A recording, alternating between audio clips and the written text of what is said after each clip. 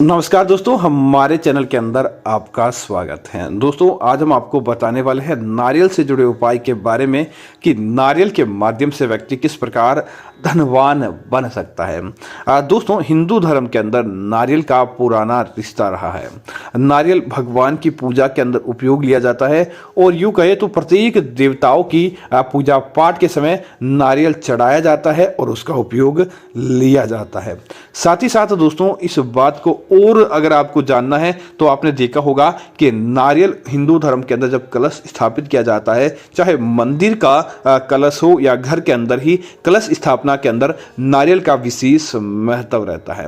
हम लोग नारियल एक कलश लेते हैं, तांबे का लो या पीतल का लोग लेते हैं, उसके ऊपर स्वास्तिक आदि का चिन्ह करने के बाद आम के पत्ते, केले के पत्ते या फिर अपने कनेर के पत्ते, ऐसे पत्ते रखने के, अशोक के पत्ते रखने के बाद नारियल को स्थापित करके उसके ऊपर तिलक आदि लगाते हैं और उसके बाद कलश स्थापना की जाती है ताकि घर के अंदर किसी प्रकार की नकारात्मकता नहीं रहे। साथ ही साथ दोस्तों, नारियल को भगवान महादेव की जटाओं से और महादेव के मस्तिष्क से भी इसको कंपेयर किया जाता है कि महादेव का यह प्रिय होता है। साथ ही साथ दोस्तों, देवी लक्ष्मी को भी नारियल बहुत ज्यादा चढ़ाया जाता है। लेकिन दोस्तों, आज हम आपको एक ऐसे नारियल के बारे में बताने वाले हैं जो कि एकाक्षी नारियल होता है। दोस्तों, एकाक्षी नारियल का तात्पर्य यह है कि जब भी आप दोस्तों नारियल को छीलते हैं तो आप देखेंगे जब नारियल पूरी तरह से छिल जाता है तब उस नारियल के अंदर 3 भाग देखने को मिलते हैं, जिसे त्रिनेत्र महादेव के 3 आंखों की संज्ञा दी गई है। नारियल में अक्सर आपको 3 भाग देखने को मिल जाएंगे। वह दोस्तों त्रिनेत्र कहे जाते हैं और जब आप इस नारियल को पूरा छील देते हैं तब वह आपको दिखाई देते हैं। और ज्यादातर दोस्तों नारियल में यही होता है, किसी नारियल के अंदर 1 नेत्र होता है तो किसी नारियल के अंदर 3 आंखें होती है। लेकिन दोस्तों, यह बहुत कम देखने को मिलता कि किसी नारियल के अंदर एक आंख हो या उसे एक ही अक्ष अर्थात ही आंख कहते हैं, तो एक ही छेद जो होता है ऊपर की तरफ, इसे अक्ष कहा जाता है। और दोस्तों, उस नारियल को एकाक्षी नारियल कहते हैं अर्थात कि एक आंख वाला नारियल।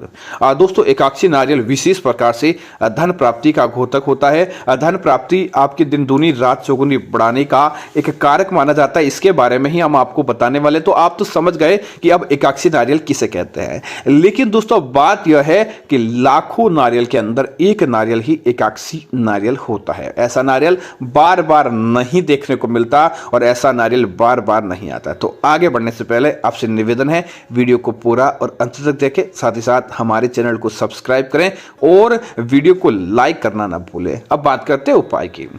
दोस्तों, पहला उपाय, दोस्तों अगर आपको गलती से भी एकाक्षी नारियल मिल जाता है तो सबसे पहले क्या करें कि आप उस एकाक्षी नारियल को अपने घर के अंदर लेकर आएं। घर के अंदर लेकर आके माता लक्ष्मी की पूजा पाठ करें।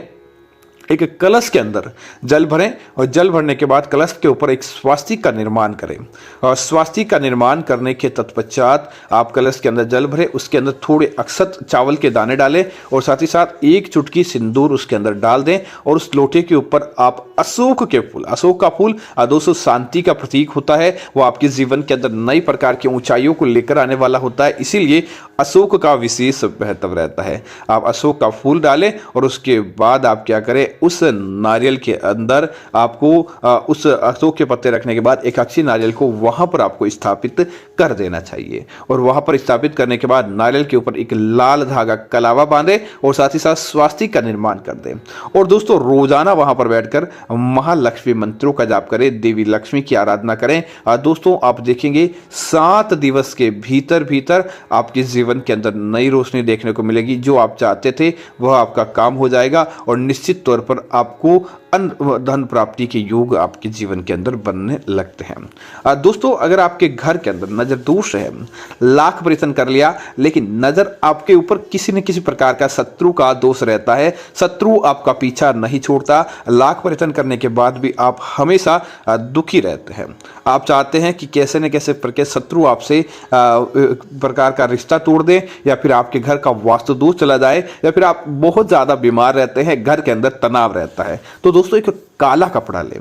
काले कपड़े के अंदर एकाक्षी नारियल को बांधे और एकाक्षी नारियल को बांधते हुए आप उसके साथ एक हल्दी का साबुत टुकड़ा, 5 लक्ष्मी की पीली कोड़ी और साथ ही साथ एक 10 रुपये का सिक्का या 1 रुपये का सिक्का उसके काले कपड़े के अंदर डालकर उस पोटली को आप अपने घर के मुख्य द्वार पर लटका दें। दोस्तों, चाहे कैसी भी समस्या क्यों ना हो, कोई व्यक्ति आपका बार बार अहित करने की सोच रहा होता है, वह भी आपका अहित नहीं कर पाता और देखते ही देखते आपके जीवन के अंदर चमत्कार देखने को मिलता है। दोस्तों, कई बार क्या होता है कि घर के अंदर बहुत ज़्यादा दुखद माहौल होता है, हमारे पितृ दोष होते हैं या काल सर्प दोष होते हैं, लाख प्रयत्न कर लिया उसके बाद भी पितृ दोष सही होने का नाम नहीं लेते हैं। तब दोस्तों आप क्या कीजिए कि एकाक्षी नारियल की जो एक आंख रहती है, उस एक आंख को आपको फोड़कर खाली करना है। दोस्तों, इस बात का ध्यान रहे, नारियल को आपको नहीं तोड़ना है, बस उस एक आंख को तोड़ना है। उसके बाद उस नारियल के अंदर थोड़ी सी जगह हो जाती है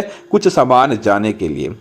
तब दोस्तों आप क्या करें कि आपको घर का आर्थिक दोष के साथ तनाव दूर करना है, मानसिक परेशानी दूर करनी है, परिवार का काल सर्प दोष, पितृ दोष आदि दूर करना है, ताकि आपके जीवन के अंदर नकारात्मकता देखने को नहीं मिले। तो आप उसके अंदर कुछ चीज़ें इसके अंदर डालनी चाहिए। दोस्तों, पहले कि आप एक मुट्ठी चावल लें और एक मुट्ठी चावल ले, उसका कुछ भाग या एक मुट्ठी चावल उस नारियल के अंदर आपको डाल देने चाहिए। उसके बाद दोस्तों पीसी हुई हल्दी आती है। दोस्तों, चावल देवताओं को चढ़ाए जाते हैं, देवी लक्ष्मी और भगवान विष्णु को साबुत चावल तो चढ़ाए जाते हैं, लेकिन उनको एकादशी के दिन चावल नहीं चढ़ाए जाते। तो एकादशी के अलावा कभी भी आप ये उपाय कर सकते हैं। अब ऐसा करने के साथ ही दोस्तों आप हल्दी ले, एक चुटकी हल्दी ले और एक चुटकी हल्दी भी उस नारियल के अंदर आपको डाल देनी चाहिए। अब दोस्तों आपको एक चुटकी हल्दी, इसीलिए कि हल्दी भगवान विष्णु और माता लक्ष्मी की प्रतीक मानी गई है। हल्दी आपकी मांगलिक दोषों को दूर करेगी और आपके जीवन की तमाम प्रकार की दुख दुविधाओं को हरती है। अब दोस्तों तीसरी चीज की जो हम आवश्यकता पड़ने वाली है दोस्तों, वह है भस्म, जो महाकाल को चढ़ाई जाती है। आपको भस्म कहीं पर मिल जाती है, पूजा की भस्म या महादेव मंदिर की भस्म, या भस्म आपको नहीं मिलती तो आप एक काम कीजिए कि उस भस्म को लेने के लिए आप अपने आसपास दोस्तों कहीं पर आप नारियल जलाएं और उसकी भस्म तैयार कर लें और उसके बाद उस भस्म को उसके अंदर अपने माथे से 7 बार उसार कर डाल दें। अब ऐसा करने के बाद उस नारियल का जो वह एक आंख आपने खोली है, उसे आटे को गीला करके आटे की सहायता से बंद करें और उसके बाद उस नारियल को काले कपड़े से ढक दें। ऐसा करने के बाद अपने माथे से 7 बार इस नारियल को ओसारना है। ओसारते समय आप ग्रह शांति की प्रार्थना करें, मनोकामना की प्रार्थना करें और ऐसी प्रार्थनाएं करते हुए उस नारियल को 7 बार ओसार कर उस नारियल को आपके आसपास कहीं शनि मंदिर है तो शनि मंदिर में, भगवान महादेव का मंदिर है तो महादेव के मंदिर में, या हनुमान जी का मंदिर है तो हनुमान जी के मंदिर है, इनमें से कोई भी एक मंदिर के अंदर आप जाकर इस नारियल को छोड़कर आ जाएं। दोस्तों आप देखेंगे कि देखते ही देखते आपकी तमाम प्रकार की मुश्किलें दूर हो जाएगी, तमाम प्रकार की समस्याएं समाप्त हो जाएगी और आपके घर परिवार और आपके जीवन के अंदर ऐसा दुख दारुण्य देखने को नहीं मिलता है। जो आप चाहते हैं वह आपका काम बन जाता है। जो आपके जीवन के अंदर आपकी नई उम्मीद, नई उमंग है, वह आपके जीवन के अंदर होना लगता है। इतना प्रभावशाली यह उपाय है।